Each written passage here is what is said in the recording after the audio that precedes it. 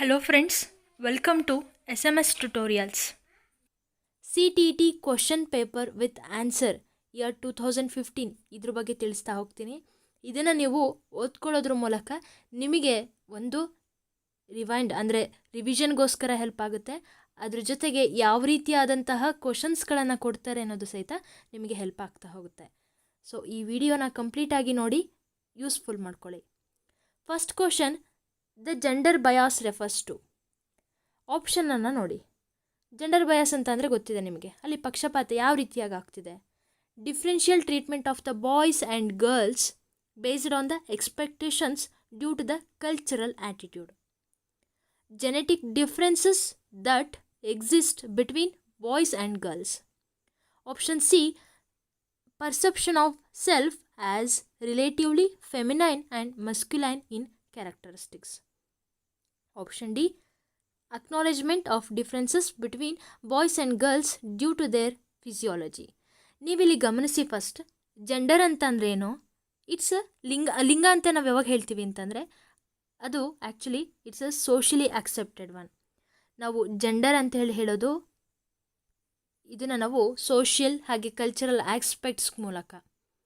ಹಾಗಾಗಿ ನಾವೇನು ಮಾಡ್ತೀವಿ ಅಂತಂದರೆ ಇಲ್ಲಿ ನೀವು ಆಪ್ಷನನ್ನು ನೋಡಿ, ಇಲ್ಲಿ ಫಸ್ಟ್ ಆಪ್ಷನ್ ಏನನ್ನು ನೋಡಿ, ಡಿಫ್ರೆನ್ಷಿಯಲ್ ಟ್ರೀಟ್ಮೆಂಟ್. ಅಲ್ಲಿ ನಾವು ಯಾವ ರೀತಿಯಾಗಿ ಬಾಯ್ಸ್ಗೆ ಅಥವಾ ಗರ್ಲ್ಸ್ಗೆ ನಾವು ಯಾವ ರೀತಿಯಾಗಿ ಟ್ರೀಟ್ ಮಾಡ್ತಾ ಹೋಗ್ತೀವಲ್ಲ, ಅಲ್ಲಿ ಆ್ಯಕ್ಚುಲಿ ಏನಾಗುತ್ತೆ, ಡಿಫ್ರೆನ್ಸ್ ಇರುತ್ತೆ.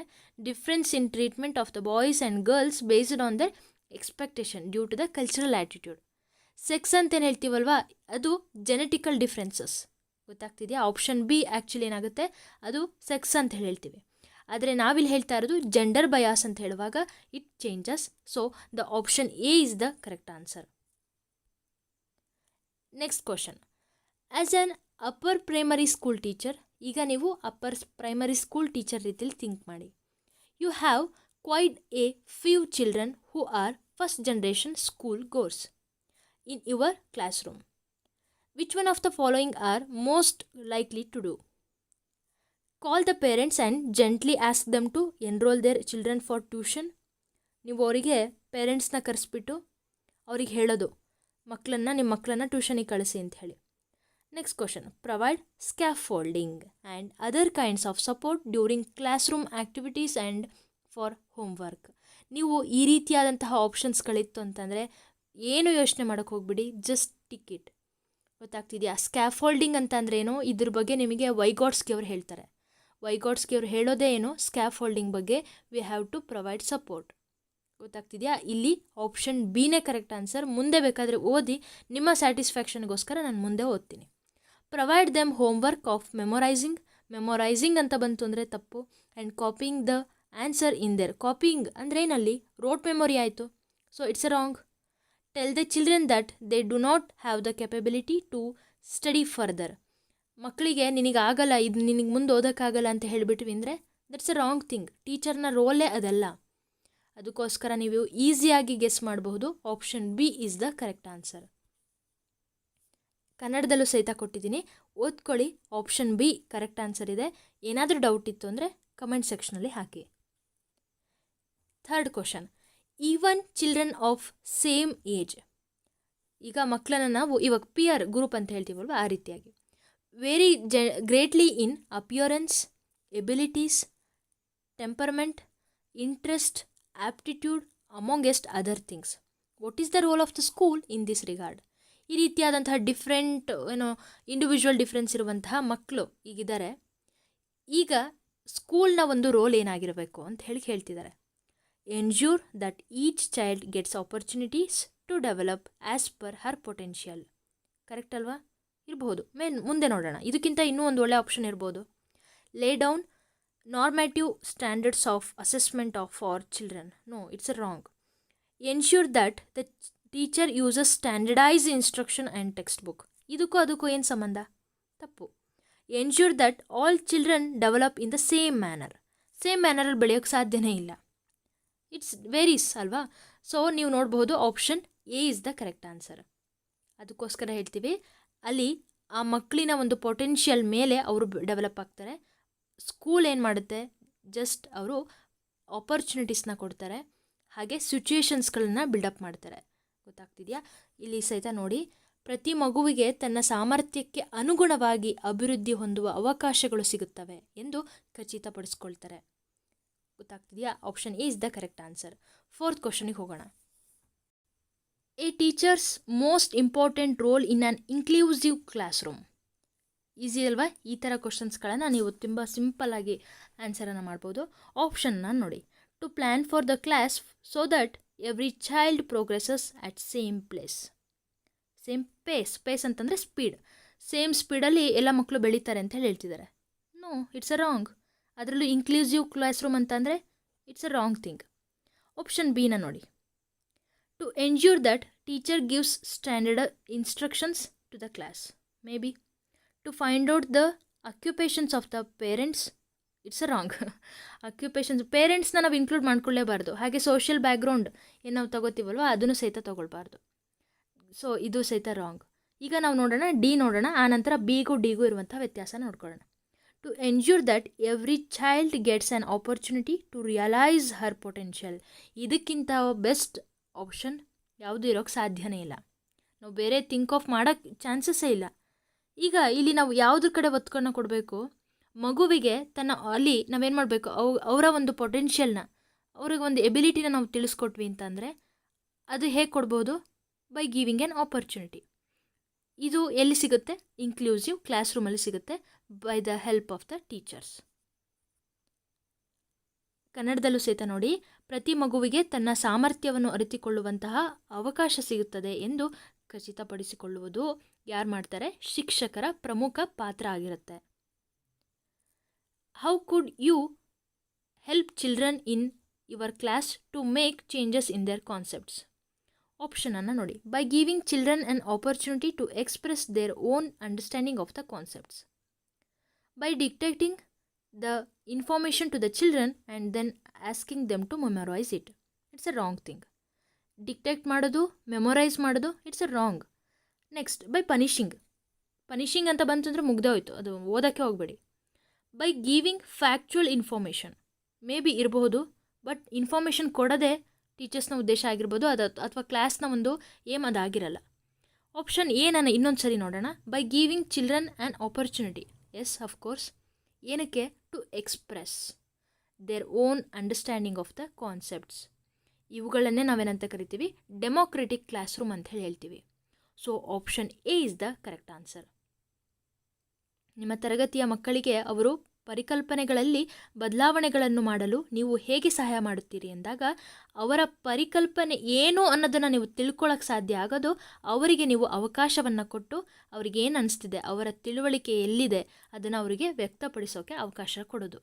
ಗೊತ್ತಾಗ್ತಿದೆಯಾ? Next, a certificate is given to children when they read a specific number of books. ಈಗ ಮಕ್ಕಳಿಗೆ ನಾವು ಸರ್ಟಿಫಿಕೇಟ್ ಕೊಡೋದು ಈಗ ಇಷ್ಟು ನಮ್ಮ ಬುಕ್ಸ್ಗಳನ್ನು ಓದಿದ್ರಿ ಅಂತ ಹೇಳೋದು. In the long run this strategy might not work. ಈ ಸ್ಟ್ರಾಟಜಿ ವರ್ಕ್ ಆಗಲ್ಲ. ಯಾವಾಗ ಅಂತ ಕೇಳ್ತಿದ್ದಾರೆ. Reading books would distract children from completing their homework.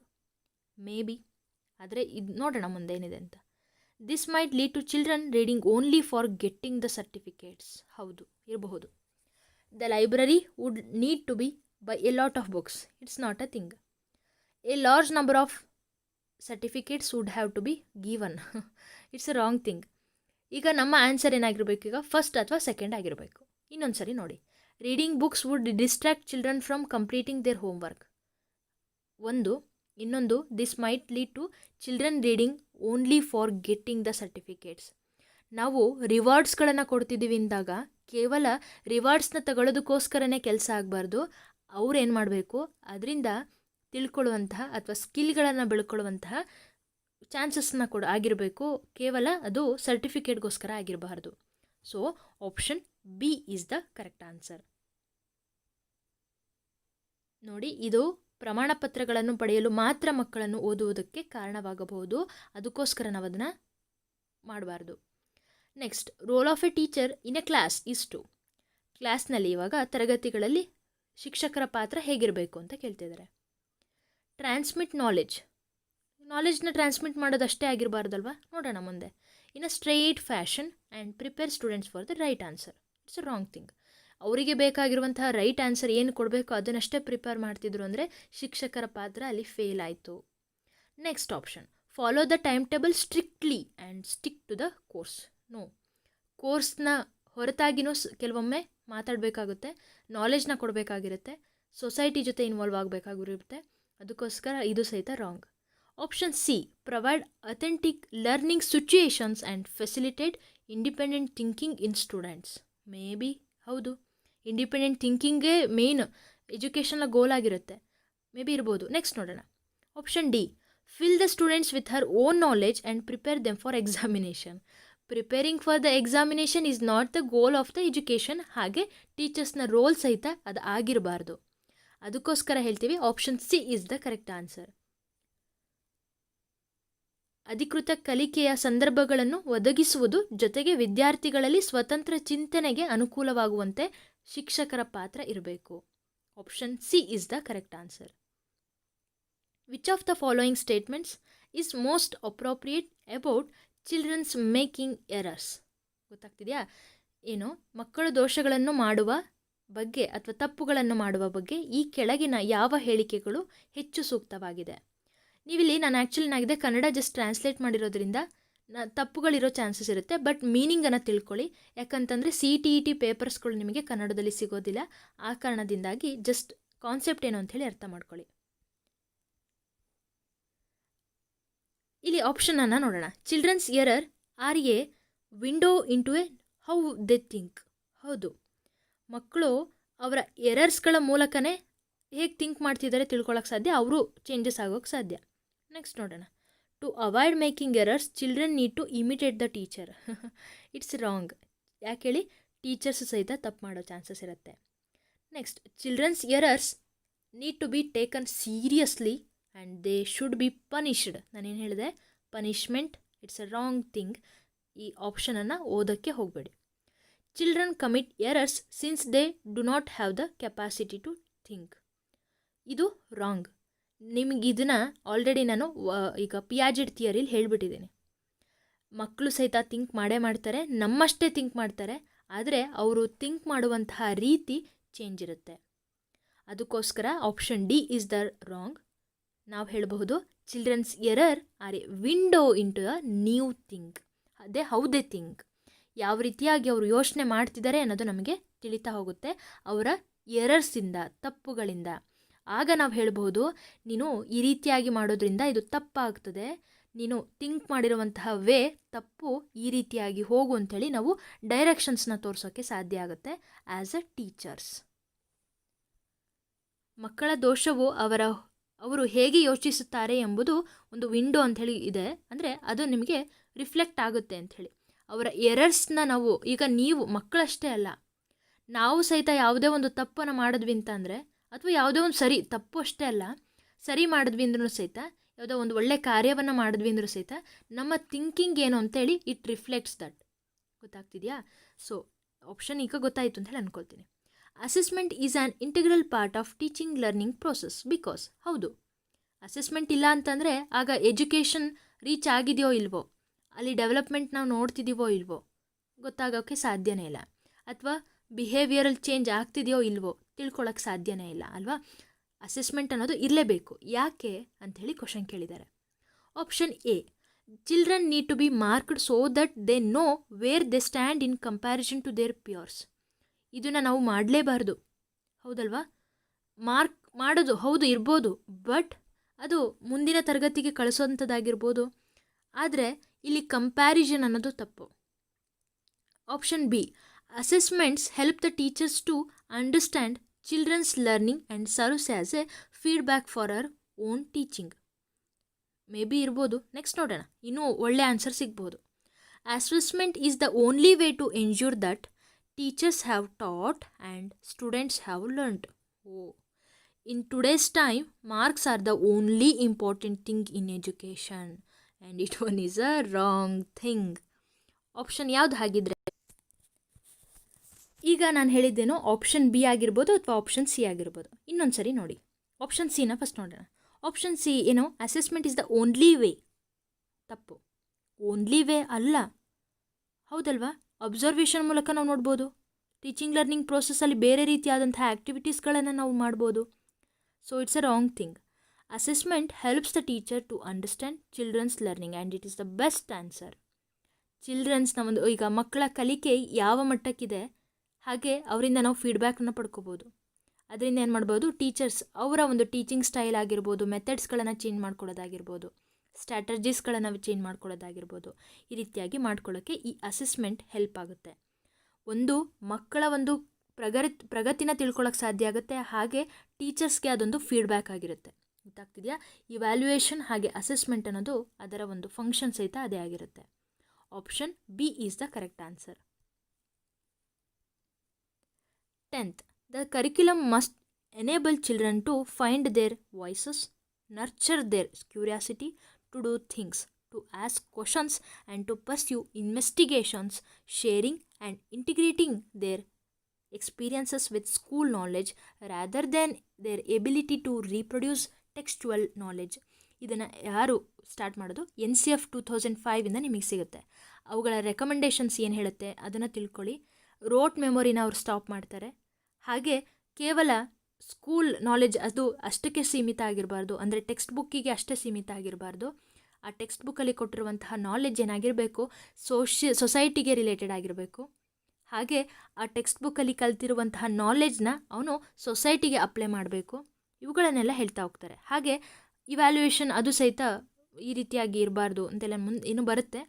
ಮುಂದೆ ನಾನು NCF ಅಂತಲೇ ಒಂದು ವಿಡಿಯೋನ ಮಾಡ್ತೀನಿ, ಆಗ ನಿಮಗೆ ಡೀಟೇಲ್ ನಾಲೆಡ್ಜ್ ಕೊಡ್ತಾ ಹೋಗ್ತೀನಿ. ಈಗ ನೋಡಿ, against this backdrop what should be the primary role of the teacher? ಏನಿರಬಹುದು ಹಾಗಿದ್ರೆ? ಆಪ್ಷನ್ ಎ ನೋಡೋಣ. To ensure that teacher ask good question and the children write the answer in their notebooks, and it's a wrong thing. To give plenty of opportunities to children to share their own understanding and knowledge, and may be correct. Next ನೋಡೋಣ. To discard the experiences of the children and focus on the text book. Text book ಅಷ್ಟೇ focus ಮಾಡೋದು NCF ಅವರು ಹೇಳೋದೇ ಇಲ್ಲ. ಗೊತ್ತಾಗ್ತಿದೆಯಾ? Next, to do the chapters of the text books sequentially ಅಂದರೆ series ಆಗಿ ಅಂತ ಹೇಳಿ. So it's wrong. Option B is the correct answer. ನೀವು ಈಸಿಯಾಗಿ ಗೆಸ್ ಮಾಡಬಹುದು. ನೆಕ್ಸ್ಟ್ ನೋಡೋಣ. To encourage children to put in efforts in their studies teachers need to. ಈಗ ಮಕ್ಕಳನ್ನು ಅಧ್ಯಯನದಲ್ಲಿ ಪ್ರಯತ್ನಿಸಲು ಪ್ರೋತ್ಸಾಹಿಸಬೇಕಾಗಿರೋದು. ಈಗ ಶಿಕ್ಷಕರು ಹೇಗೆ ಸಪೋರ್ಟ್ ಮಾಡಬೇಕು ಅಂತ ಹೇಳಿ ಕೇಳ್ತಾ ಇದ್ದಾರೆ. ಸ್ಕೋಲ್ಡ್ ದ ಚೈಲ್ಡ್, ಮಕ್ಕಳನ್ನು ಬೈಯೋದು ತಪ್ಪು. ಕಂಟ್ರೋಲ್ ದ ಚೈಲ್ಡ್, ಮಕ್ಕಳನ್ನು ನಿಯಂತ್ರಿಸೋದೇ ತಪ್ಪು. Compare the child with the others, no, it's wrong. ಮಕ್ಕಳನ್ನ ಯಾವತ್ತೂ ಬೇರೆಯವ್ರ ಜೊತೆ ಕಂಪೇರ್ ಮಾಡಬಾರ್ದು. ಯಾಕಂತಂದರೆ ಟೀಚರ್ಸ್ಗೆ ಸೈಕಾಲಜಿ ನಾಲೆಡ್ಜ್ ಇರುತ್ತೆ, ಅವ್ರಿಗೆ ಗೊತ್ತಿರುತ್ತೆ ಇಂಡಿವಿಜುವಲ್ ಡಿಫ್ರೆನ್ಸಸ್ ಇರುತ್ತೆ ಅಂಥೇಳಿ. ಇಂಡಿವಿಜುವಲ್ ಡಿಫ್ರೆನ್ಸಸ್ಗೆ ಕಾರಣ ಆಗಿರುವಂತಹ ಫ್ಯಾಕ್ಟರ್ಸ್ಗಳೇನು ಅಂಥೇಳಿ ತಿಳ್ಕೊಳ್ಳಿ, ಆಗ ನಿಮಗೆ ಸಾಧ್ಯ ಆಗುತ್ತೆ ಏನು ಅಂಥೇಳಿ ತಿಳ್ಕೊಳ್ಳೋಕ್ಕೆ. Option D, motivate the child and it is the best answer. ಶಿಕ್ಷಕರ ಒಂದು ಕೆಲಸನೇ ಏನಾಗಿರಬೇಕು, ಮಕ್ಕಳನ್ನು ಪ್ರೇರೇಪಿಸೋದಾಗಿರಬೇಕು, ಅವರಿಗೆ ಸಪೋರ್ಟನ್ನು ನೀಡೋದಾಗಿರಬೇಕು, ಜೊತೆಗೆ ಗೈಡೆನ್ಸನ್ನು ಕೊಡೋದಾಗಿರಬೇಕು. ಆಗ ಮಾತ್ರ ಶಿಕ್ಷಕ ಅಂತೇಳಿ ಅನ್ಸ್ಕೊಳ್ಳೋಕ್ಕೆ ಸಾಧ್ಯ, ಗುರು ಅಂತ ತಿಳ್ಕೊಳ್ಳೋಕ್ಕೆ ಸಾಧ್ಯ. ಕೇವಲ ಬುಕ್ಕಲ್ಲಿರುವಂತಹ ನಾಲೆಜನ್ನು ಕೊಟ್ಟರೆ ಅದು ಸಾಲೋದಿಲ್ಲ. ಅದು ಈಗಿನ ಕಾಲಕ್ಕಂತೂ 100% ನಿಜ. Which one of these statements in the context of the emotions, learning and motivation is most appropriate? ನಿಮಗೀಗ ಲರ್ನಿಂಗ್, ಡೆವಲಪ್ಮೆಂಟ್, ಗ್ರೋತ್ ಇದ್ರ ಬಗ್ಗೆ ಎಲ್ಲ ತಿಳ್ಕೊಂಡಿದ್ರೆ ನೀವು ಇವಾಗ ಇದನ್ನು ಈಸಿಯಾಗಿ ಆನ್ಸರ್ ಮಾಡ್ಬೋದು. ಜೊತೆಗೆ ಡೆವಲಪ್ಮೆಂಟ್ ಈ ಕಾನ್ಸೆಪ್ಟ್ ತಿಳ್ಕೊಂಡಿದ್ರೆ ಗೊತ್ತಾಗುತ್ತೆ. Option A, learning something new is dependent on how good we are at that. Next, it's wrong. May be ನೋಡೋಣ. Emotions need to be pushed aside to allow for learning to takes place. ತಪ್ಪು. Emotions are inextricably intertwined with motivation and learning. Emotions do not play any role in motivating us to learn. It's wrong. Option C ಅಥವಾ option B ಇರ್ಬೋದು, ಅಲ್ಲ option A ಇರ್ಬೋದು. ನೋಡೋಣ. Option A ನೋಡಿ, learning something new, ಹೊಸದನ್ನು ನಾವು ಕಲಿಬೇಕು ಅಂತಂದರೆ ಇಟ್ಸ್ ಡಿಪೆಂಡೆಂಟ್ ಆನ್ ದ, ಯಾವುದ್ರ ಮೇಲೆ ಡಿಪೆಂಡ್ ಆಗಿರುತ್ತೆ, ನಾವು ಯಾವುದನ್ನು ನಾವು ಇವಾಗ ಹೊಸದ ಕಲಿತಿದ್ದೀವಲ್ಲ ಅದರಲ್ಲಿ ನಾವು ಎಷ್ಟು ಪರಿಣಿತರಾಗಿದ್ದೀವಿ ಅನ್ನೋದ್ರ ಮೇಲೆ ಡಿಪೆಂಡ್ ಆಗಿರುತ್ತಂತೆ. It's wrong. ಯಾಕಂದರೆ ಕಲಿಕೆ ಅನ್ನೋದು ಇನ್ನು ಸ್ಟಾರ್ಟಿಂಗ್ ಪ್ರೊಸೆಸಲ್ಲಿ ಇದ್ದಾಗ ಹಾಗಿದ್ರೆ ನಾವು ಏನಂತ ಹೇಳ್ಬೋದು? ತಪ್ಪಲ್ವಾ? So may be option C is the correct answer. May be ಅಲ್ಲ, ಆಪ್ಷನ್ ಸಿನೇ correct answer. Emotions are inextricably intertwined with the motivation and learning. ಅದರಲ್ಲಿ ನೋಡಿ, ಭಾವನೆಗಳು ಪ್ರೇರಣೆ ಮತ್ತು ಕಲಿಕೆಯೊಂದಿಗೆ ಬೇರ್ಪಡಿಸಲಾಗದಂತೆ ಹೆಣೆದುಕೊಂಡಿವೆ.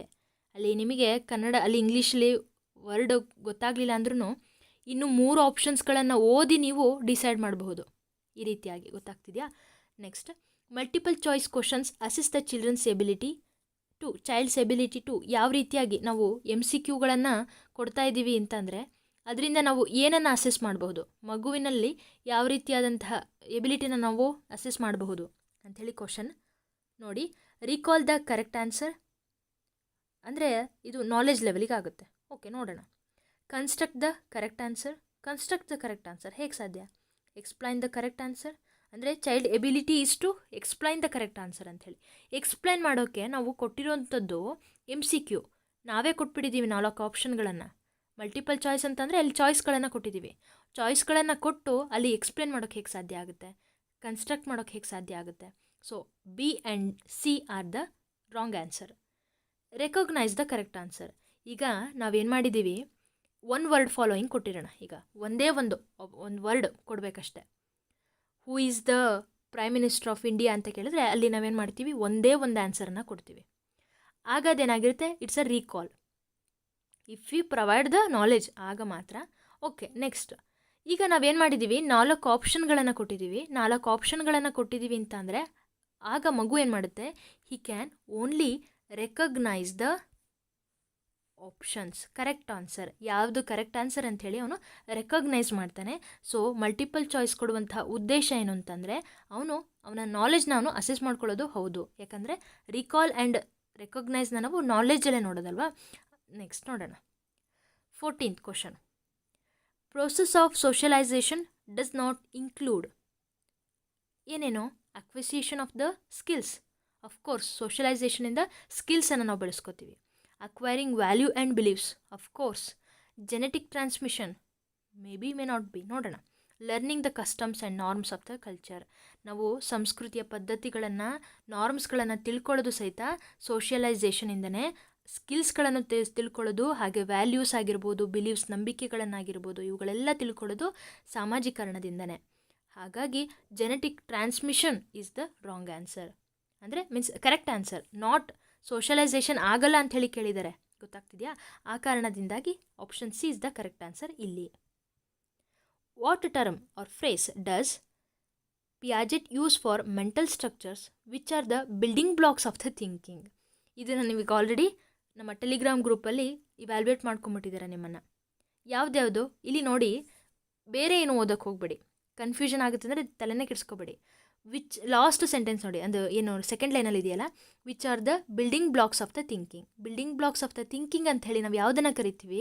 ಸ್ಕೀಮಾಸ್, ಸ್ಕೀಮಾಗಳು. ಇದನ್ನೊಂದೇ ನಿಮಗೆ ಗೊತ್ತಿದ್ರೆ ಸಾಕು.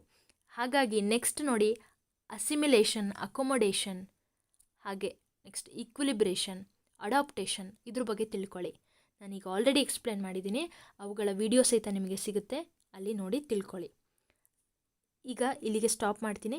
ನೆಕ್ಸ್ಟ್ ವಿಡಿಯೋದಲ್ಲಿ ನಾನು ಇನ್ನೂ 15 ಕ್ವಶನ್ಸ್ಗಳನ್ನು ಇಟ್ಕೊಂಡ್ಬಿಟ್ಟು ನಾನು ನಿಮ್ಮ ಜೊತೆ ಡಿಸ್ಕಸ್ ಮಾಡ್ತೀನಿ. ಅಲ್ಲಿಗೆ 2015 ಸೈಕಾಲಜಿ ಪಾರ್ಟ್ ಏನು CDP ಪಾರ್ಟ್ ಏನಾಗುತ್ತೆ ಕಂಪ್ಲೀಟ್ ಆಗುತ್ತೆ. ಆನಂತರ ಮ್ಯಾಥ್ಸ್, ಸೈನ್ಸ್ ಮತ್ತು ನೋಡ್ತಾ ಹೋಗೋಣ. ನೀವು ಹೆಚ್ಚಾಗಿ ಸೈಕಾಲಜಿ ಕೇಳಿರೋ ಕಾರಣ ನಾನು ಸೈಕಾಲಜಿ ಕಡೆನೇ ಕಾನ್ಸಂಟ್ರೇಟ್ ಮಾಡ್ತಾಯಿದ್ದೀನಿ. ಹೋಪ್ ಈ ವಿಡಿಯೋ ನಿಮಗೆ ತುಂಬ ಅರ್ಥ ಆಗಿದೆ, ಹಾಗೆ ಯೂಸ್ಫುಲ್ ಆಗಿದೆ ಅಂತೇಳಿ ನಾನು ಅನ್ಕೋತೀನಿ. ಯಾರು ಇನ್ನೂ ನಮ್ಮ ಚಾನಲ್ಗೆ ಸಬ್ಸ್ಕ್ರೈಬ್ ಆಗಿಲ್ಲ, ಈ ಕೂಡಲೇ ಸಬ್ಸ್ಕ್ರೈಬ್ ಆಗಿ ಪ್ಲೀಸ್. ಜೊತೆಗೆ ಲೈಕ್ ಮಾಡಿ, ನಿಮ್ಮ ಫ್ರೆಂಡ್ಸ್ಗೂ ಸಹಿತ ಶೇರ್ ಮಾಡಿ. ಬಾಯ್, ಹ್ಯಾವ್ ಅ ಗುಡ್ ಡೇ.